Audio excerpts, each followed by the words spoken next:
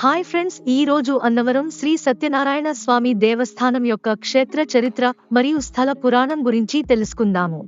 సువర్ణ శోభితం సత్యదేవుని ఆలయం కోరిన కోరికలు తీర్చే భక్తవరదుడు అన్నవరం శ్రీ వీర వెంకట సత్యనారాయణ స్వామి వరాలు ఇచ్చే స్వామిగా, భక్తుల కొంగు బంగారంగా తూర్పుగోదావరి జిల్లా అన్నవరం సత్యనారాయణ స్వామి దేవస్థానం ప్రసిద్ధికెక్కింది.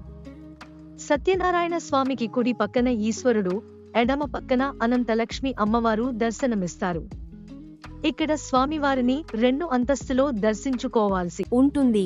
స్వామివారి మూల స్తంభం, పాదాలు దర్శించుకుని మెట్ల పైగా పై అంతస్తుకు వెళితే సత్యనారాయణ స్వామి మహేశ్వరుడు, అనంతలక్ష్మి అమ్మవారు ఒకే పీఠంపై కనువిందు చేస్తారు.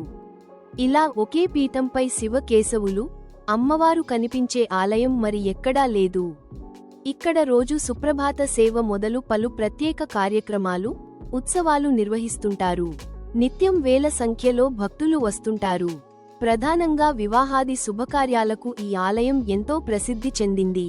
కొత్తగా పెళ్లైన దంపతులు తప్పనిసరిగా సత్యదేవ వ్రతం చేయడం తెలుగు ప్రజల సంప్రదాయం. ఈ వ్రత విశిష్టతను పురాణాల్లో సైతం వివరించారు.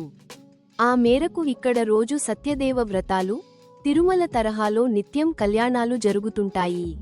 ఇంకా క్షేత్ర చరిత్ర గురించి మరియు స్థల పురాణం గురించి తెలుసుకుందామా?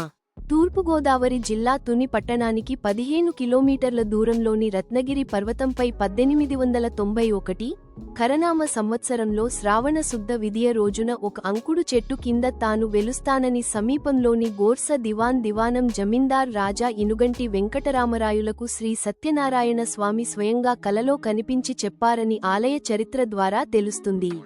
ఈ విషయాన్ని ఆ రాజా తమ గ్రామ పెద్దలకు వివరించగా అంతా కలిసి స్వామి విగ్రహాల కోసం వెతికారు. కలలో చెప్పినట్టుగా అంకుడు చెట్టు వద్ద శ్రీ సత్యదేవుడు, అనంతలక్ష్మి అమ్మవార్ల విగ్రహాలు దొరికాయి. తాత్కాలికంగా అక్కడ పందిరి వేసి విగ్రహాలు ప్రతిష్ఠించారు. ఆ తర్వాత ప్రధాన ఆలయం నిర్మించారు. మరోసారి జీర్ణోద్ధరణ చేసి ఇప్పుడున్న ఆలయాన్ని రాజగోపురాన్ని నిర్మించారు. ఈ రోజు అన్నవరం శ్రీ సత్యనారాయణ స్వామి దేవస్థానం యొక్క క్షేత్ర చరిత్ర మరియు స్థల పురాణం గురించి తెలుసుకున్నారు కదా. మీకు నచ్చినట్లయితే లైక్, షేర్, సబ్స్క్రైబ్ చేసుకోండి. ఇంకొక దేవస్థానం గురించి నెక్స్ట్ వీడియోలో చెప్తాను.